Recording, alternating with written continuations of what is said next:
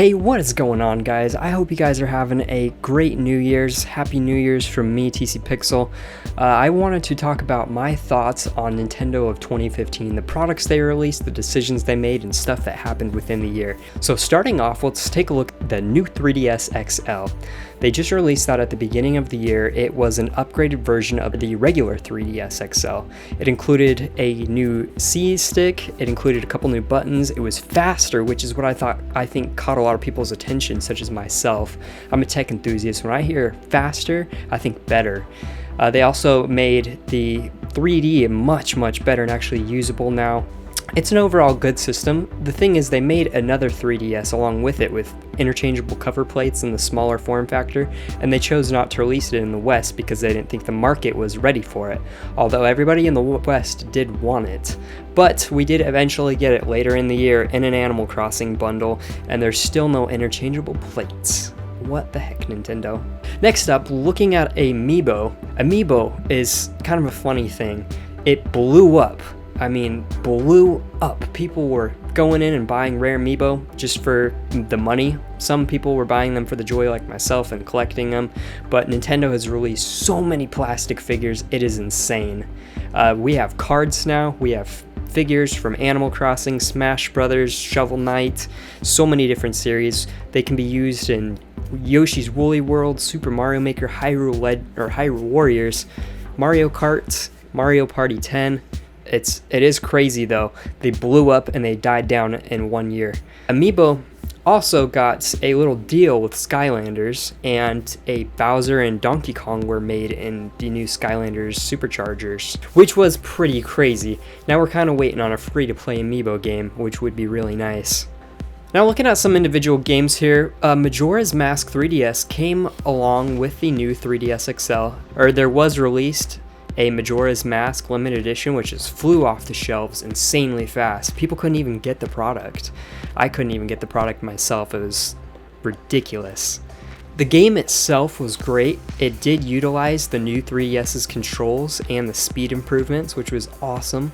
It faithfully stayed to the original game while being better with those new graphics. Next up, Hyrule Warriors for the Wii U.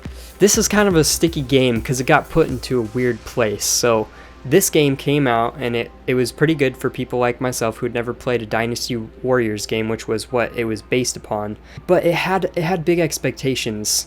Zelda, that was supposed to be released in 2015, actually got delayed till 2016, so this was kind of the one Zelda game for the Wii U this year, and it was the first Zelda game for the Wii U. Actually, it isn't the first game because we got the remake, but it's kind of the first original Zelda game for the Wii U. And people like my dad who are hardcore Zelda fans and want that adventure, they didn't get it, and they immediately did not like Hyrule Warriors. But some people liked it so much that we're actually getting it on the 3DS, called Hyrule Warriors Legends, with a bunch of new content in it, and it's coming to the 3DS, plus all that content will actually come to the Wii U version too. Overall, it's a pretty fun game. It has a lot of things that fans will appreciate and respect, lots of things, and it's like a tie-in from all kinds of different Zelda games just in one title. Next up is Mario Maker. This is definitely Nintendo's hottest game of the year. It's a cool game because it kind of combines Super Mario World, Super Mario Bros. 3, the new style of Mario games, and the original Mario. And you could switch between them, make your own levels, share them with people. It's a really cool concept. Now, this concept isn't entirely new, because if you look at this fan-made game called Super Mario Bros. X, made for the PC, made by the actual guy who made Terraria, you'll notice that that game was very fleshed out, and I actually kind of prefer that game over Super Mario Maker. For one, it's free, and for two, it has not only all the elements from Super Mario Bros. 3, Super Mario Bros. 2, Super Mario World, all those older style games. It has new content in it. You can be Link, you can be Peach, Toad, Luigi, you can battle. It's got split screen, seamless split screen multiplayer. I mean, one player can go down a pipe, another player can be just exploring the level. You can make your own levels. It's got Yoshis in it. It's actually got a beta online mode. It's got content out the yin yang. It's got a community that makes levels online. It is a crazy game, you guys. You can get it yourself right now as I speak on the internet. So if you want that game, go get it. It's free. Yeah, I can't say enough about that. I could do a whole video just about that game. Next up is Splatoon. Splatoon was a test by Nintendo. It was a new IP. Nintendo did not know it was going to be as big as it did, but Splatoon killed it. My initial impression starting the game, it felt good. The gyroscopic controls were so dead accurate. It bothers me when people come over to my house to try to play Splatoon and they can't get used to the gyroscope controls and they just want to use the analogs. I'm like, dude, the analogs are so much less accurate. Once you just give that gyroscope a chance, you fall in love with it. But overall, the music it gets you pumped up. The splat effects are great. It's a new style of gameplay. I can't wait to see more from Splatoon. Not only was it a great game, but they actually pushed new weapons, maps, clothes, items throughout the entire year, and they have online events called Splatfests quite frequently. They get everybody involved and everybody kind of pumped up, and people are able to vote on different things that they like and fandoms and fight over them. So it's a pretty neat concept. Next up was the Smash DLC. DLC can be a curse or it can be a blessing. In Nintendo's case, they're doing it the right way. People want more from Nintendo games after they beat them. I know I sure do. Once I beat a Nintendo game, I'm so in love with their universe that I just want more instantly. I want to flesh that world out, and that's why I think people seek out fan games, fan music, fan art, is because it's an extension to what they already love.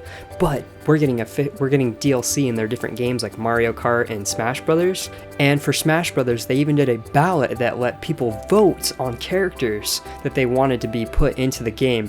And even Phil Spencer, who is part of Microsoft, he even came out and said, "Hey, Banjo-Kazooie, we're all good if you guys want to put them in Smash."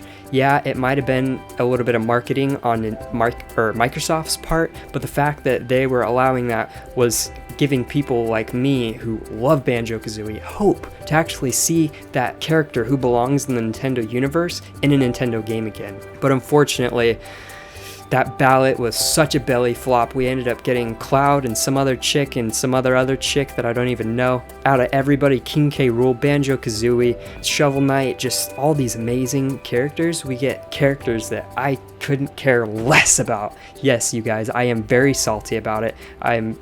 I was so disappointed it wasn't even funny. For you guys who were very happy about that, congratulations. I'm happy for you. I'm glad that this game is almost a Fire Emblem game for you. Next we have Star Fox for the Wii U. Now I'm just going to say right now, I don't have a lot of interest in Star Fox. I've never even played one of the titles. The most experience I have is playing as Fox or Falco in Super Smash Bros. Everybody's been hyping up Star Fox for the Wii U all year now, and it gets to the end of the year and it gets delayed. That's kind of sucky for the Wii U and Wii U owners because we already have a drought in Wii U titles. This is just making matters worse. But we'll see more in 2016. No sweat off my brow. Triforce Heroes. Some were enthused about this game just because it has a difficult single player and it was solely focused on multiplayer. You know, it's not everybody's cup of coffee. It was kind of an experiment, and I personally am more happy that they did another multiplayer Zelda title than not.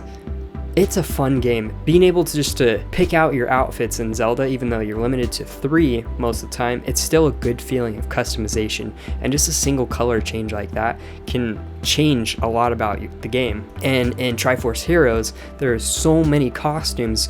I mean, they're even adding in costumes through DLC for free. You could be Ani Link from Majora's Mask. You can be a Princess Zelda, basically. You can be a Hammer Brother. There's just so many costumes. It's so terrific. The multiplayer is fun. The communication system's pretty good. Overall, it's just a great game. I don't know why people have to give it hate. They've even got a battle mode in there, and the battle mode is quite a lot of fun too. I can see how it can get stale, and the personality in Zelda, the adventure personality in Zelda isn't quite there in Triforce Heroes, but it's got a fun part of itself. Now we're talking about Zelda for the Wii U.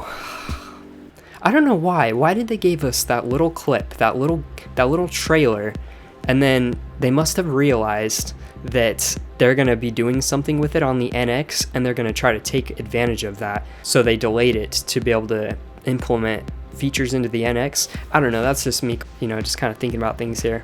I feel like they are going to do something with the NX. Like Twilight Princess got released on the GameCube and the Wii. It might go down that path where the Wii U gets a version of it and then the NX gets a version of it. Either way, I'm really disappointed it wasn't released in 2015. I know it's probably for the best, and they're probably going to do some good things with it, knowing Nintendo, but it still sucks because, man, I was ready for a new Zelda game. Yokai Watch wasn't a title I got to play this year, but I figured I'd mention it just because it was quite popular and it was getting pretty good ratings. So, Yokai Watch. Oh man, Mario Party 10. This game was utterly bad to me. That's coming from a person who didn't like Mario Party 9. The cart idea is just stupid to me. It takes away the freedom of being able to move around the board, and it just makes it more linear to me, which kind of defeats Mario Party. You know, the mini games, getting from to the mini games and collecting the little star bits or whatever you got to do, just isn't fun. Let's go around the board. Let's buy freaking stars from Toad for 20 coins again. How about that, Nintendo? How about that? And then it gets worse with the Amiibo functionality, having to tap the Amiibo all the time, and the boards were just kind of generic. Just an all-around bad game that I played for a maximum of 45 minutes after I spent $60 on it. Whoa! That brings us to Amiibo Festival, Animal Crossing Amiibo Festival. How many party games need to fail on the Wii U in a single year? Apparently 2. Because this game was terrible.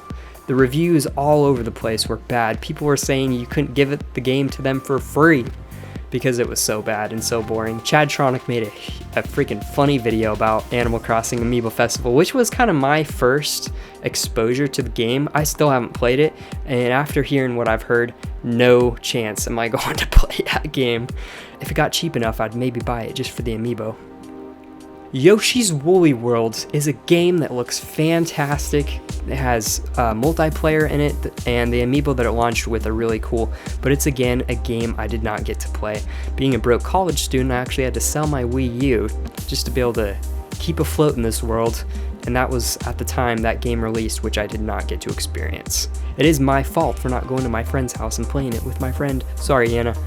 Next up, Xenoblade Chronicles. Again, this is a game I didn't get to play, but I decided to mention it just because it looks like a gem that you shouldn't overlook. If you haven't played Xenoblade Chronicles for the Wii U, go check it out. Apparently it has a huge freaking world, beautiful graphics, and it's a huge game. Minecraft for the Wii U. This is a title that was rushed and it was late, very late. Matter of fact, this game was so rushed that they didn't even bring the inventory management to the gamepad, which was, I think, the whole thing that everybody saw Minecraft going to the Wii U because it was such a perfect setup. And they failed that perfect setup. Terraria for the 3DS, and it's coming to the Wii U too. That is a pretty good game. I managed to play this myself, and the controls were really confusing to me for a while, actually. It provides you all kinds of different interfaces and different ways to control the game, and it all just seemed really complicated for quite some time, but I powered through it, and eventually it just got like clockwork to me. But I can see that the controls on that game being a little complex compared to other platforms. Another thing that was kind of disappointing was that they didn't implement the 3D on the 3DS, which is really sad because games like Shovel Knight that utilized it freaking amazing. The biggest, saddest thing that happened to Nintendo this year, and you know what it is if you're a Nintendo fan, that's the death of Satoru Iwata, the president of Nintendo. It was a crazy thing to happen, and I do think that it had ripples through the company. I mean, they didn't even have a Nintendo Direct for quite some time. They had some upper management to do. They had to figure out who they were getting in. Now they do have a new president. I think he's going to take the company in a slightly different direction. I don't know though, we'll have to see. But in the future lies the Nintendo NX. Now this is a console coming from Nintendo, probably next year, that we don't know a whole lot about. Now rumors are floating around that this is quite a powerful device. Next up, something that just happened very recently. The 3DS has been fully hacked. We're leaving off the 2015 year with some of the biggest 3DS hackers coming in and revealing all the hacks that they've done for the 3DS. I mean, we're getting hacks for the old 3DS, the new 3DS, all the way up to 10.3. I do believe we're being given away on 10.3 to go all the way back to 9.2 and have a kernel access hack. This is incredible. You can emulate Game Boy, Super Nintendo, have full access to your console.